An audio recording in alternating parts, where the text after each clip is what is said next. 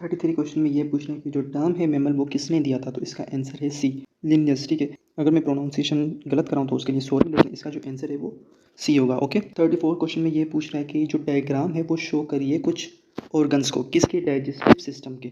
तो जो अमाइलेज होती है वो कहाँ पे मौजूद होती है, तो इसका जो आंसर है ना वो बी होगा। कैसे बी होगा देखते हैं।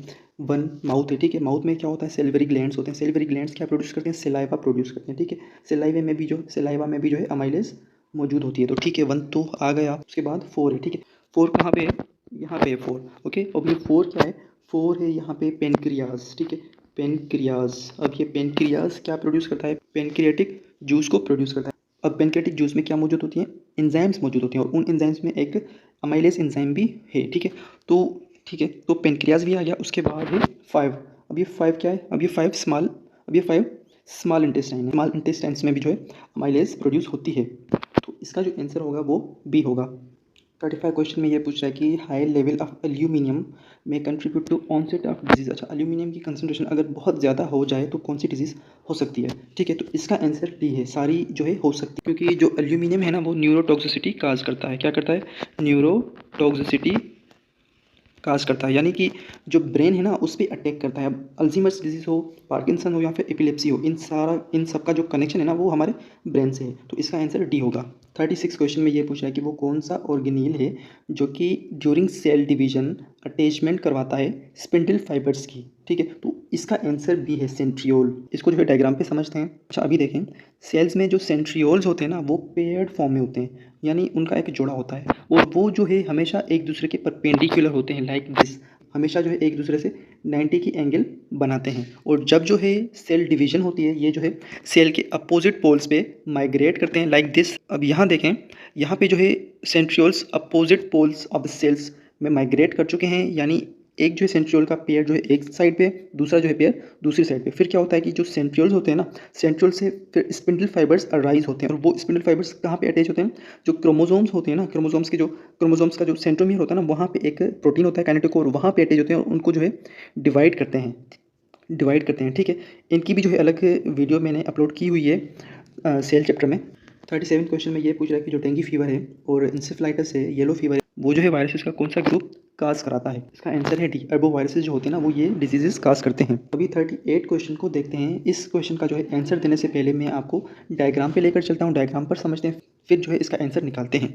अच्छा, तो ये स्ट्रक्चर है हार्ट का। हमारे हार्ट में जो है नेचुरल पेस मेकर्स होते हैं, यानी हमारे हार्ट में एक ऐसे स्ट्रक्चर्स होते हैं जो कि इम्पल्स को जनरेट करते हैं, और वो इम्पल्स क्या काम करते हैं, हमारी हार्ट को कॉन्ट्रैक्ट करने में हेल्प करते हैं। तो वो ऐसे नोड भी है एंड एवी नोड भी है। ठीक है, ये क्या करते हैं, ये इम्पल्सेस जनरेट करते हैं और हमारी हार्ट को कॉन्ट्रैक्ट करने में हेल्प करते हैं।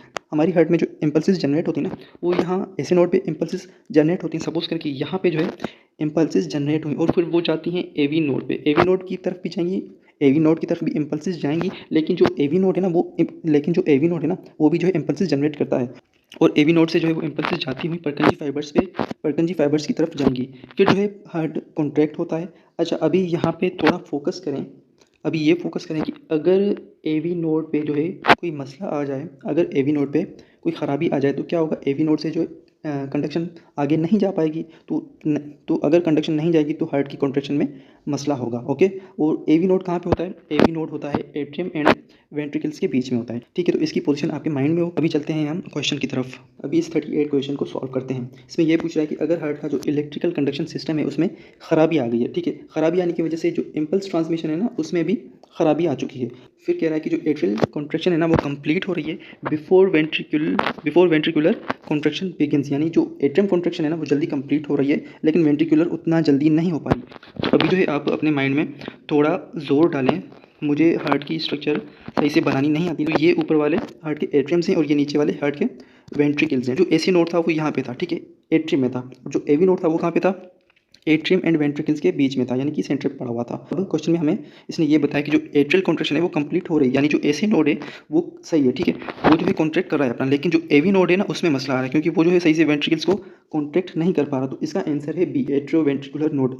Now 39 question. अच्छा, इसमें जो है इन्होंने एक टर्म दिया हुआ है फोलिकल एट्रेजिया। इसका जो है ये हमसे मतलब पूछ रहे हैं, तो इसका आंसर होगा A, break down of follicle. Follicular atresia जो है ना वो डिजनरेशन है। जब ओवेरियन फोलिकल डिजनरेट होते हैं ना तो उस प्रोसेस को जो है उस टर्म को फोलिकल एट्रेजिया कहते हैं। 40 क्वेश्चन में ये पूछ रहा है कि जो हमारा ऑटोनॉमिक नर्वस सिस्टम है ना, वो तो फॉलोइंग में सबको कंट्रोल करता है एक्सेप्ट, यानी एक को कंट्रोल नहीं करता, तो वो क्या है? तो इसका जो आंसर है ना वो बी है, थॉट। जो हमारे थॉट्स होते हैं ना, उनको जो ऑटोनॉमिक नर्वस सिस्टम कंट्रोल नहीं करता। जो हमारा जो जो ऑटोनॉमिक नर्वस सिस्टम है ना, वो मोस्टली हार्ट रेट को कंट्रोल करता है, हमारी जो है ब्रीदिंग को कंट्रोल करता है, एंड हमारे डाइजेस्टिव सिस्टम को कंट्रोल करता है, लेकिन हमारे थॉट्स को कंट्रोल नहीं करता। तो इसका जो आंसर है वो बी है, थॉट। 41 क्वेश्चन का जो आंसर है ना वो डी है। फिल इन द ब्लैंक्स की तरह ये क्वेश्चन दिया हुआ है। जो पिट्यूटरी ग्लैंड है ना, वो रिलीज करता है एफएसएच एंड एलएच, ठीक है। एफएसएच एंड एलएच जो फॉलिकुलर स्टिमुलेटिंग हार्मोन है ना, एंड ल्यूटिनाइजिंग हार्मोन, वो रिलीज करता है, लेकिन जो ओवेरीज होती है ना, वो प्रोड्यूस करती हैं ईस्ट्रोजन एंड प्रोजेस्टेरोन। तो इसका जो आंसर है वो डी है। सिंपल सा सवाल है, बी होगा इसका आंसर, हाइपरटोनिक। कैसे होगा मैं आपको समझाता हूँ। सपोज करें कि ये कोई भी एक सॉल्यूशन है, ठीक है। इस सॉल्यूशन में ये कोई भी एक सेल है, ओके।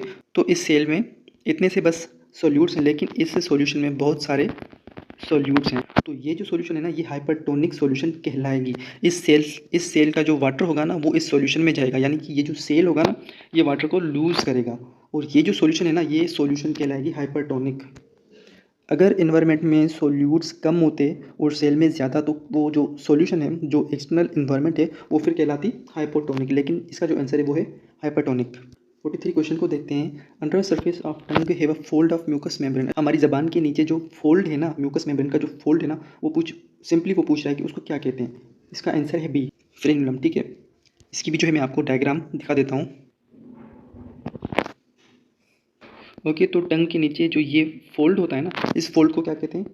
लिंगुअल फ्रीन्यूलम। बस इसका जो है नाम पूछ रहा है हमारे इस क्वेश्चन में, तो इसका आंसर बी है, ओके।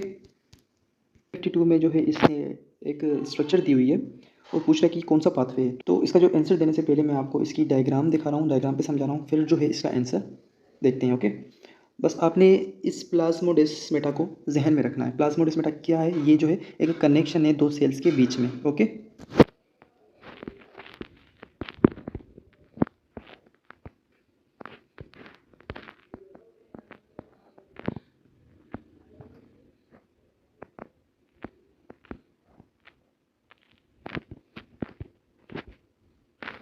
अच्छा, तो हम सब जानते हैं कि जो प्लांट्स होते हैं वो रूट से वाटर को एब्जॉर्ब करते हैं। सपोज करते हैं कि ये रूट हेयर है, ठीक है, वो इससे जो है वाटर को एब्जॉर्ब किया है इस प्लांट ने, और जो वाटर है वो सेल बाय सेल आगे की तरफ ऐसे ट्रांसपोर्ट हो रहा है, ठीक है। तो अभी जो है आप यहाँ पे गौर करें, मैंने जो है आपको समझाया कि जो प्लाज्मोडेस्माटा है वो कनेक्शन है बिटवीन दी सेल्स। अब ये जो आप देख रहे हैं ना, ये प्लाज्मोडेस्माटा है, ठीक है, ये कनेक्शन हैं बिटवीन दी सेल्स। अब वाटर की जो है सेल बाय सेल जो ट्रांसपोर्ट हो रही है, लेकिन वो हो रही है थ्रू दी प्लाज्मोडेस्माटा, ठीक है। तो जो ट्रांसपोर्ट प्लाज्मोडेस्माटा के जरिए हो, जो उसके थ्रू हो, तो उसको जो कहते हैं सिम्प्लास्ट पाथवे। इसका जो आंसर है वो ए होगा, ओके। अभी इस स्ट्रक्चर में भी जो है क्लियरली दिखाया गया है कि जो प्लाज्मोडेस्माटा है उसके जरिए ट्रांसपोर्ट हो रही है, तो symplast pathway is the answer.